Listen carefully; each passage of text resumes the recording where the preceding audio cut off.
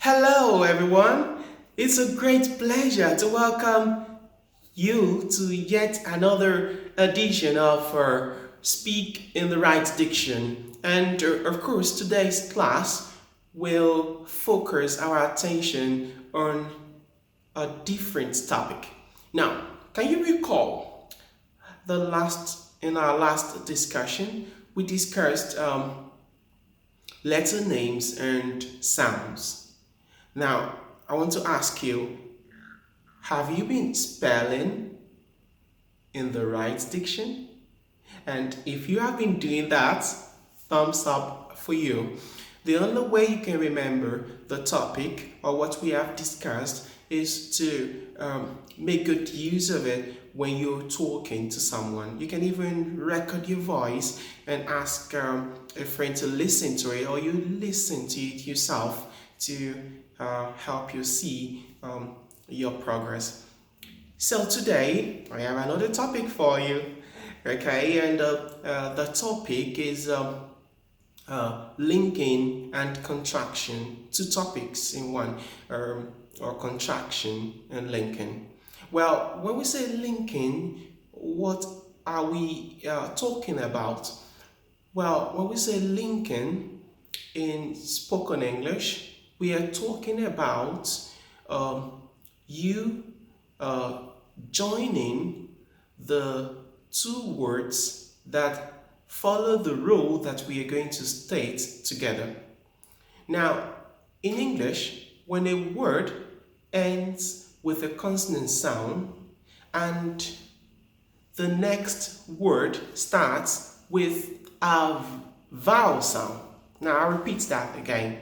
When a word ends with a consonant sound, let's say you're reading or you're talking, and the first word ends with a consonant sound, and the second word coming immediately after the first word starts with a vowel sound, you must link. You must not say the two words in isolation. You have to link the two words. So I'll repeat that again.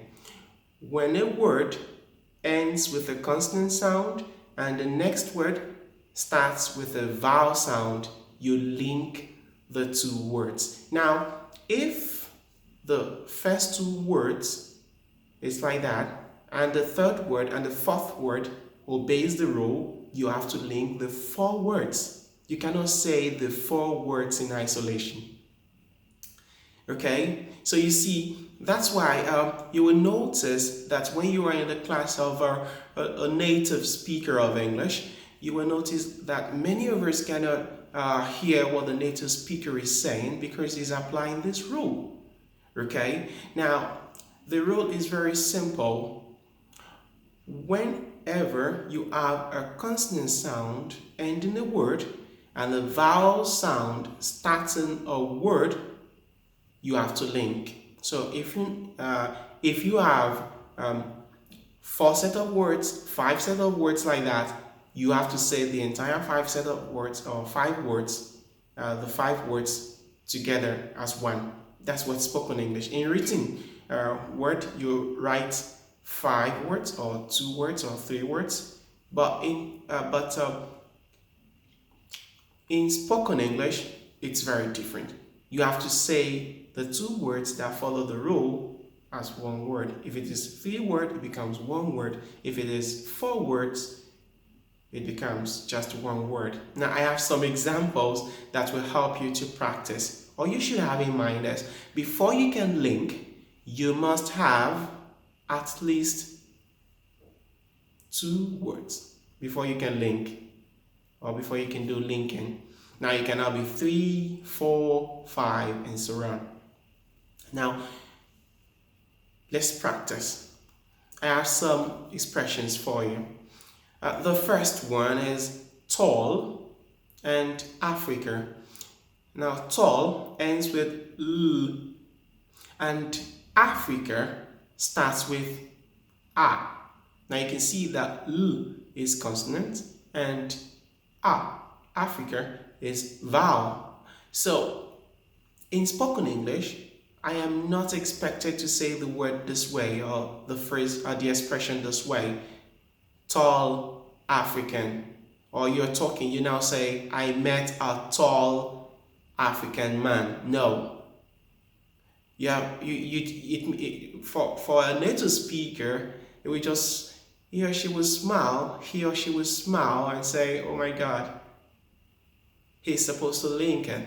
Okay, and many native speakers who are educated, uh, do the same thing. So let's practice. This is what you're supposed to say. If you have tall and Africa, it becomes tall Africa. Tall Africa. So if it is tall African, it becomes tall African man. Yesterday I met a tall African man. It's as easy as that.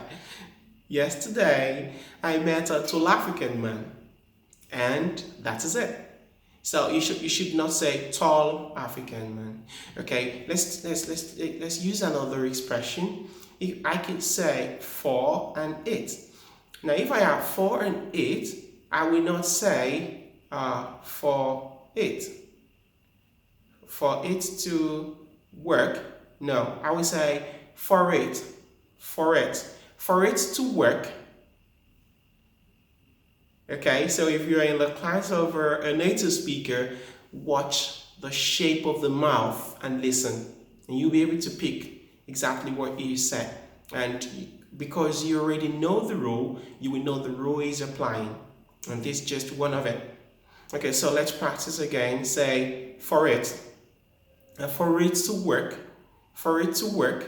Now you don't need to do your mouth somehow before you can say. Just have it in mind that you're going to link the it to the r that ends the first word. So for it.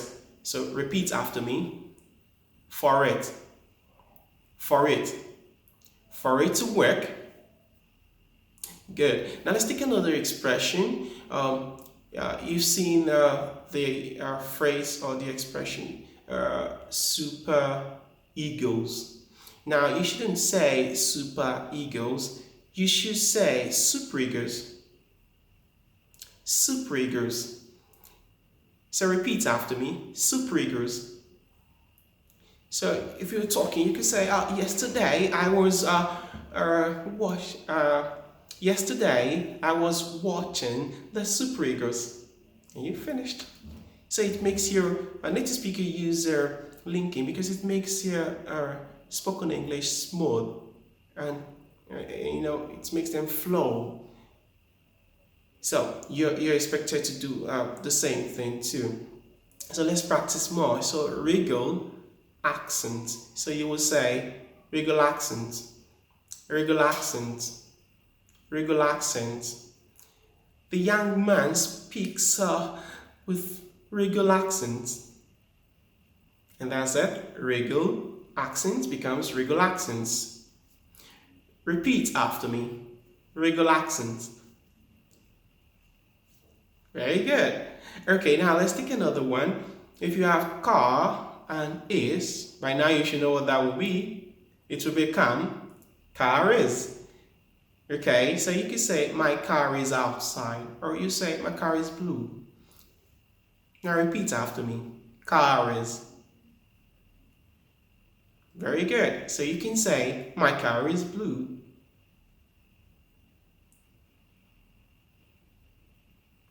Good, you did very well. Now you can have more than 2 words, but you can just start with the 2 words. You can have 3 words. You can have 4 words. For example, if I say it is in the house. Now, because it ends with a consonant sound, I will have to link it with is, and because is ends with a consonant sound, I have to link it with in. So instead of saying it is in, I will have to say it's in the room or it's in the house. So instead of having it is in the house, then I will now say I would change it to just 2 words. In spoken English, the 5 words will become 2 words. So you will say, where is it? For example, someone asks me the question and I want to answer like a native speaker. I would say, it's in the room, or it's in the house. So repeat after me. Instead of saying it is in the house, say it this way. It's in the house. Good. Try it again. It's in the house. Now, I did something for in and the. I actually substituted the THE with a short sound. So that's assimilation. There is a video for that. So we're going to talk about that. So just know that for any word that ends with a consonant sound and the next word starts with a vowel sound, you have to link. So now let's have a full-fledged expression and see if you can tell me the linking where the linking is. So let's look at it.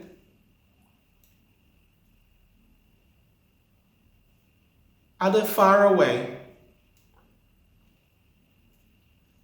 Repeat after me. Are they far away? Are they far away? What did I do the linking? Far away, far away. So instead of saying far away or far away, you say far away. You link it. Now see if you can try that.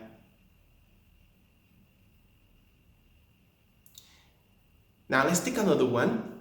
They are far apart. They are far apart. Repeat after me. They are far apart.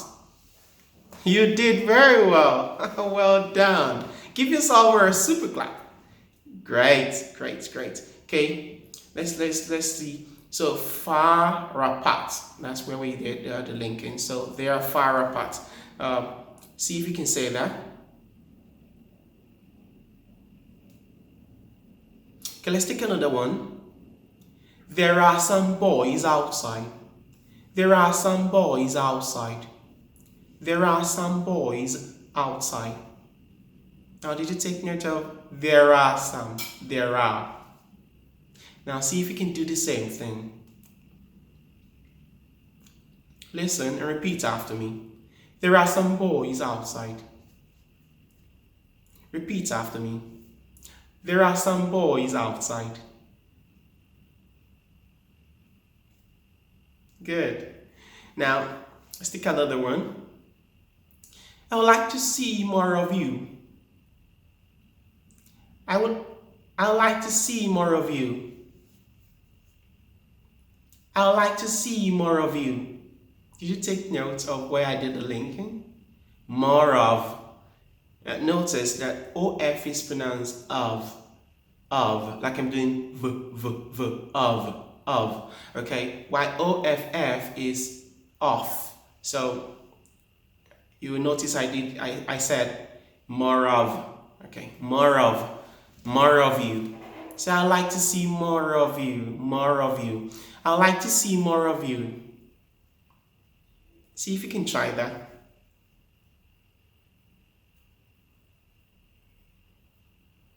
Good. Now let's take another one.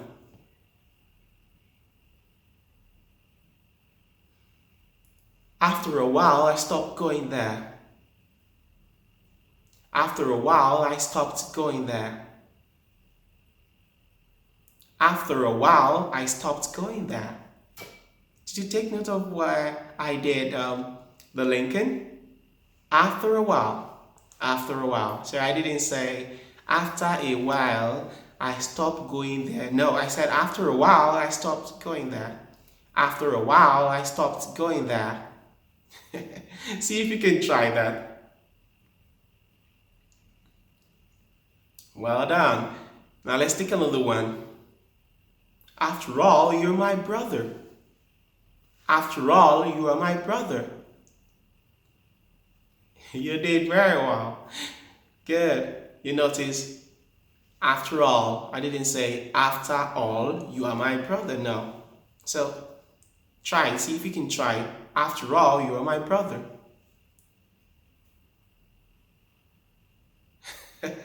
Great, you did very well. Now, one thing you should take note is that in British English, if the r ends a word, that is letter R ends a word, and the next word starts with a consonant sound, you cannot introduce a vowel sound. No, you can't do that. And one thing you should take note is when a word ends with R, and the next word starts with a consonant sound, do not pronounce the R. For example, just say sister, brother. But if the word is followed by a vowel sound, that is, if the word is followed by a word that starts with a vowel sound, then you have to link. For example, if I have brother alone, I would just say brother. My brother knows me. My brother knows me. But if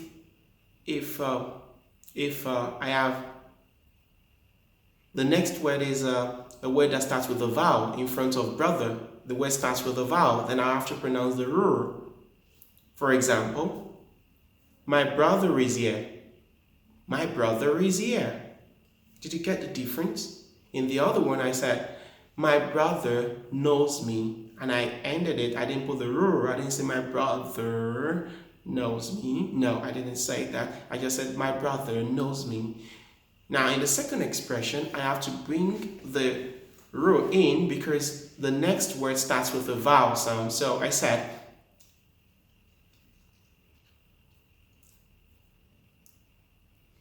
my brother is here. So see if you can practice that. And be careful, especially with the r sound. You don't pronounce it where you're not supposed to pronounce it. You only pronounce it where you have to link it, especially when it comes at the end of a word.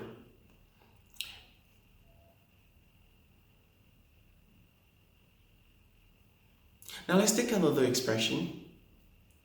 I look here and there, I saw no one. I looked here and there, I saw no one. Did you take note of where I did the linking? Here and there. Okay, so see if you can do the same thing. I looked here and there, I saw no one. Great, you did very well. Give yourself a super clap. Well done.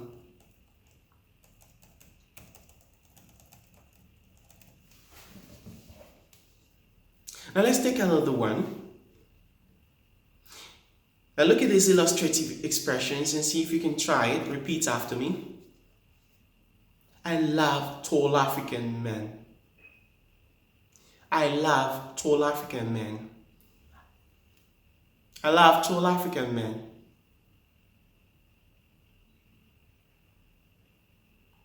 I love the super egos. Repeat after me. I love the super egos.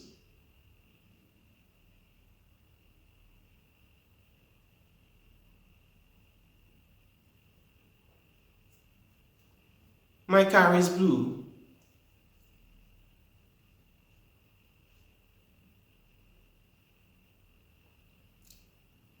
The regular accent is better. Okay. Now let's take a look at the second part of our class for today, and that is talking about contraction. Now, what is contraction? Contraction is very important. It's a way you shorten a long phrase. You make it small, and that makes you flow smoothly in such a way that someone listening to you will be able to follow what you're saying, and it will not be boring. You flow nicely. Contraction is when you introduce apostrophe in a phrase, for example, and instead of saying having a phrase, you will now have just one word. You contrast the word. For example, if you have I will, you can say I'll. Okay, now see if you can try that. I'll go there. Now instead of saying I will go there, you say I'll go there. So instead of saying you will, you say you'll. Repeat after me.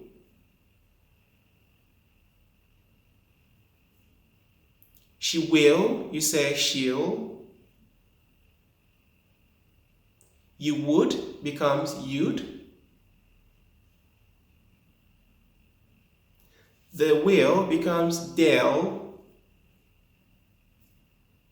They are will become there.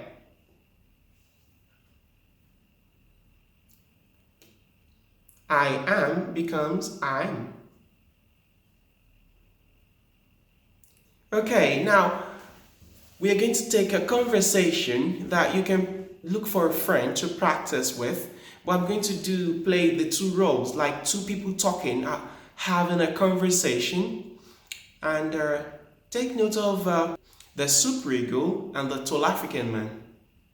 Now, we should begin. I'll play the role of the superego talking to the tall African man. Hello, superego. Hello, tall African man. I'd like to see your boss. Why? I'd like to tell him that I have just purchased a new car. Wow! So what's the color of your car? My car is blue. Did you enjoy the conversation?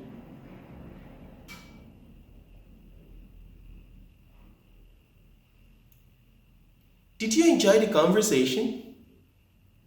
I'm sure you enjoyed the conversation. Now, you will listen and I'll go over it again. Hello, superego. Hello, tall African man. I'd like to see your boss. Why? I'd like to tell him that I have just purchased a new car. Wow! So what's the color of your car? My car is blue. Now, I am going to give you a task. I am going to ask you just write down the expressions for linking and write down the expressions for contraction. Okay, till I see you next time, don't forget to speak in the right diction. And do not forget to subscribe after watching the video. Please click on the subscribe icon, and it's without charge. And don't forget to like my video, and don't forget to share too. Till I see you next time, don't forget to speak in the right diction. Bye-bye.